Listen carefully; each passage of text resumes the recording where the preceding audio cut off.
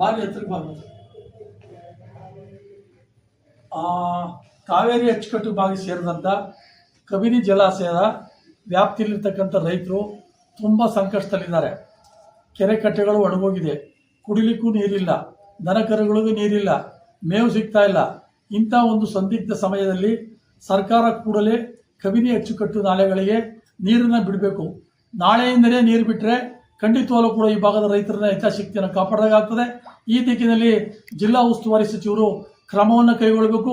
ಕೂಡಲೇ ಅಧಿಕಾರಿಗಳಿಗೆ ಹೇಳಿ ನಾಳೆಯಿಂದ ನಾಲೆಗಳಿಗೆ ನೀರು ಹರಿಸುವಂಥ ಕೆಲಸ ಮಾಡಬೇಕು, ಕೆರೆ ಕಟ್ಟೆಗಳನ್ನ ತುಂಬಿಸುವಂಥ ಕೆಲಸ ಮಾಡಬೇಕು. ಮತ್ತು ಏನು ಡ್ರೈಲ್ಯಾಂಡ್ ದ್ವಿದಳ ಧಾನ್ಯಗಳನ್ನು ಕೂಡ ಬೆಳ್ಕೊಂಡ್ರೆ ರೈತರು ಜೀವನ ಮಾಡಲಿಕ್ಕೆ ಅನುಕೂಲ ಆಗ್ತದೆ. ಆ ಹಿನ್ನೆಲೆಯಲ್ಲಿ ಸರ್ಕಾರ ಕ್ರಮವನ್ನು ಕೈಗೊಳ್ಳಬೇಕು ಅಂತ ಈ ಮೂಲಕ ನಾನು ಒತ್ತಾಯವನ್ನು ಮಾಡ್ತಾ ಇದ್ದೀನಿ. ಮತ್ತು ಎರಡನೇದಾಗಿ ನಾಳೆ ಅಂದರೆ 2ನೇ ತಾರೀಕು ಬೆಂಗಳೂರಿನಲ್ಲಿ ಕಾವೇರಿ ಅಚ್ಚುಕಟ್ಟು ಭಾಗಕ್ಕೆ ಸೇರಿದಂಥ ಶಾಸಕರು, ಮಂತ್ರಿಗಳು, MLAಗಳು, MP ಗಳ ಒಂದು ಸಭೆಯನ್ನು, ಸರ್ವಪಕ್ಷದ ಸಭೆಯನ್ನು ಕರೆದಿದ್ದಾರೆ. ಆದರೆ ರೈತ ಮುಖಂಡರು ಯಾಕೆ ಕರೆದಿಲ್ಲ ನೀವು? ಇದು ಭಾಳ ಅನ್ಯಾಯ.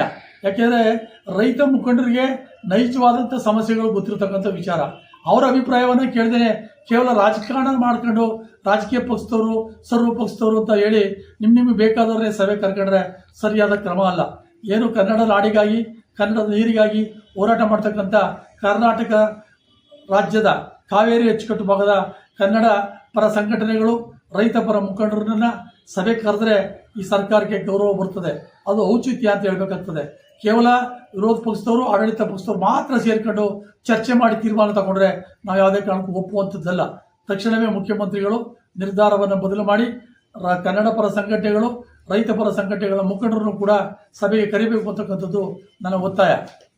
ಇದು ಟಿ ನರಸೀಪುರದಲ್ಲಿ ಇವತ್ತು ರೈತರ ಸಭೆಯಲ್ಲಿ ಚರ್ಚೆ ಮಾಡಿದಾಗ ಟಿ ನರಸೀಪುರ ತಾಲೂಕಿನ ರೈತ ಮುಖಂಡರುಗಳಿಂದ ಬಂದಂಥ ಒಂದು ಅಹವಾಲಿನ ಹಿನ್ನೆಲೆಯಲ್ಲಿ ಈ ಒತ್ತಾಯವನ್ನು ಸರ್ಕಾರಕ್ಕೆ ಮಾಡ್ತಾ ಇದ್ದೀವಿ.